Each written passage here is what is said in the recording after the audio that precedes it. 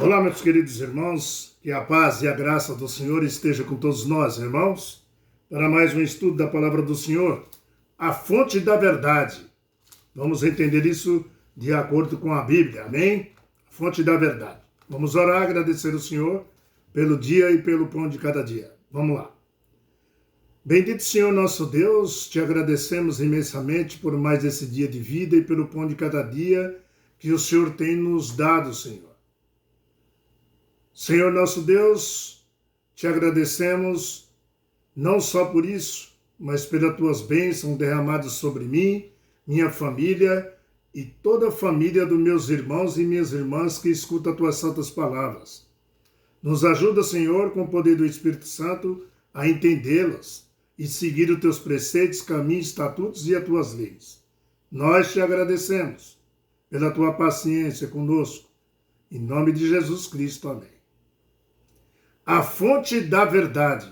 Queridos, sabemos que Satanás é a fonte da desunião,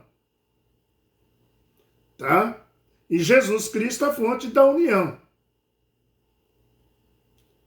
Filipenses capítulo 2, versículo 2, fala assim: completei a minha alegria de modo que pensais a mesma coisa, tenhais mesmo amor, sejais unidos de alma, tendo o mesmo sentimentos.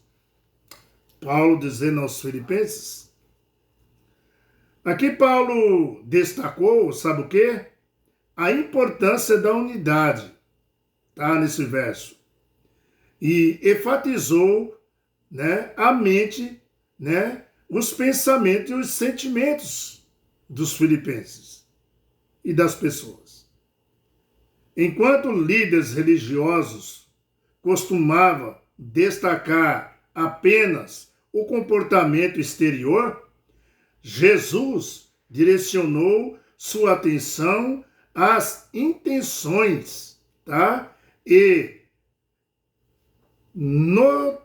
motivações, né? Motivações do coração.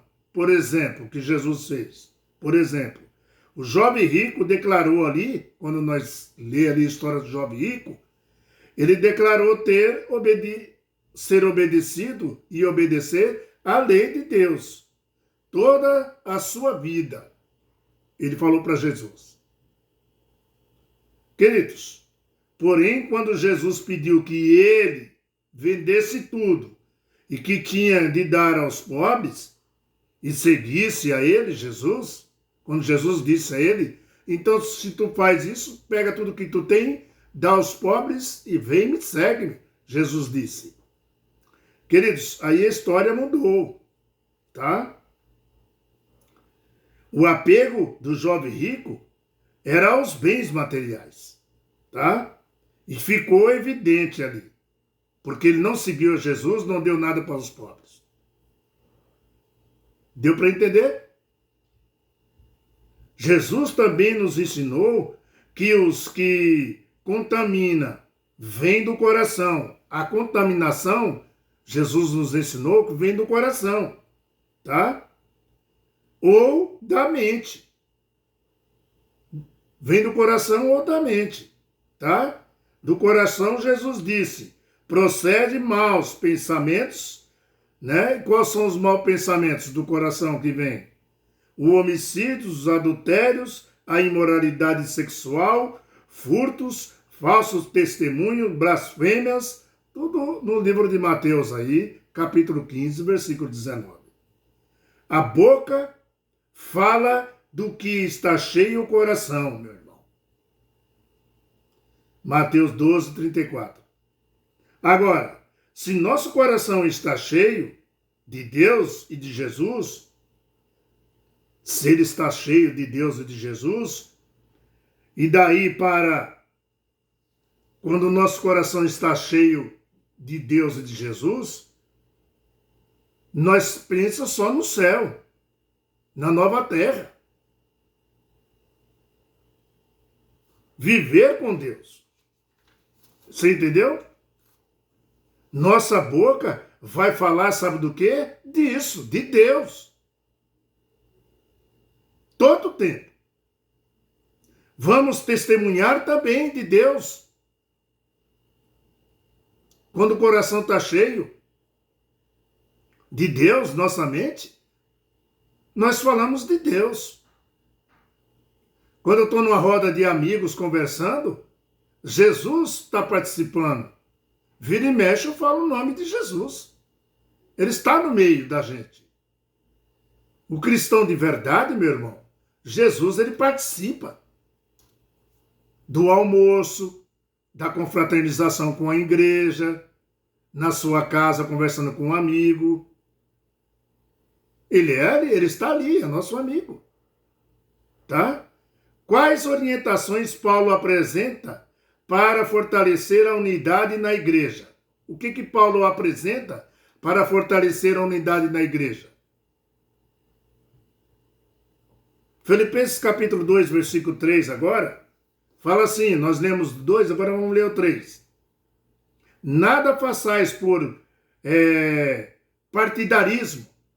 Olha o que Paulo está dizendo. Ou se vangloriar, mas por humildade, com sinceridade, considerando cada um os outros superiores a si mesmo. Não se vanglorie, querendo ser melhor do que os outros, mas que ele seja melhor que você mesmo. Paulo fala no quarto aqui, né, Filipenses capítulo 2, né, no quarto texto. Não tenhais cada um, né, em vista o que é propriamente seu, senão também cada qual o que é dos outros. Queridos, Paulo dá um grande ensinamento aqui. Aqui Paulo fala que na igreja não podemos fazer nada por interesse pessoal, tá? Ou por vaidade, tá? Ou por ambição também, tá?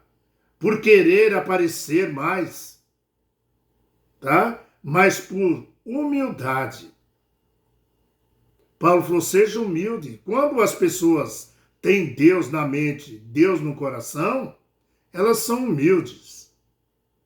Elas não querem aparecer mais, tá? Paulo escreveu um modelo de caráter de agir com humildade. Você considerar as pessoas mais importantes do que nós mesmos. É difícil, hein, irmãos? Queridos, parece simples, né, dizer, mas é difícil de viver isso. Paulo escreveu um modelo de caráter de agir com humildade, você considerar as pessoas mais importantes do que você mesmo. Queridos, parece simples, mas de dizer isso. Mas é difícil de viver. Às vezes, devemos ouvir mais, tá? Temos 2 ouvidos. Deus deu 2 ouvidos para você ouvir mais. Às vezes precisamos ouvir mais, tá? Para ouvir mais do que falar. Falar só tem uma boca. Para ouvir você tem 2 ouvidos. Às vezes você precisa ouvir mais. Falar pouco, tá? A morte para o eu, sabia? Nos ajudaria a considerar os outros superiores a nós mesmos. Falar pouco. A morte para o nosso eu nos ajudaria, meu irmão, a considerar outras pessoas superiores a nós. Tá? Não defamá-las. Não querer ser mais. Tá? Claro que isso é uma verdade, claro que sim, tá? Se o seu eu está morno, se o seu eu está morno, se Cristo vive em você, com certeza você vai respeitar as pessoas. Se seu eu está morno, mas Cristo vive em você, com certeza você respeita mais as pessoas, tá? Você vai servir as pessoas mais. Você vai evitar discórdias, contendas com as pessoas, principalmente na igreja. Vai evitar brigas, intrigas, fofocas. Tá? Você vai ser uma pessoa caridosa, bondosa, amorosa, como Jesus era. Amém? Amém, né? Queridos, a fonte da unidade, Paulo deixou aqui. Filipenses capítulo 2, versículo 3 até o 4. Você tem que estar agarrado a Jesus. Agarrado ao Espírito Santo. Próximo estudo. Implante mental ou cirurgia mental. Uau! Isso aí mexe muito com a gente, hein? Implante mental ou cirurgia mental? O Espírito Santo quer fazer um implante em você. O que ele quer é implantar em você e em mim a mente de Jesus. Tá? Para pensar como Jesus. Tá bom? Muitas empresas estão dizendo, né? E dizem, né? Que a tecnologia combina com os poderes dos computadores, com os cérebros humanos, combina com os cérebros humanos, tá? Conectando mentes humanas, as máquinas sendo, né, implantadas nas pessoas. Cientistas estão influenciando pensamentos por meio da tecnologia, embora o uso de implantes cerebrais, né, que existe, pessoas oferecem, né, às vezes o implante cerebral, dizendo eles que oferece benefícios, né, como, por exemplo, ajudar a controlar, né, a epilepsia, né, a pressão ou a doença de Parkinson. Isso já é comprovado. Aí, meu irmão, é fácil imaginar cenários mais preocupantes como o controle mental não pode estar tão longe assim. Vamos ver tudo isso no próximo estudo, tá bom? Implante mental ou cirurgia mental? Dá um like, dá um joinha, compartilha no canal, vamos embora junto aí, né? Estudando a palavra de Deus. Amém? Daqui a pouco nós vamos para esse implante mental aí, vamos ver como é que fica. Vamos ver o que a Bíblia nos diz, o que Jesus nos deixou. Tá bom? Tchau, pessoal. Até mais tarde.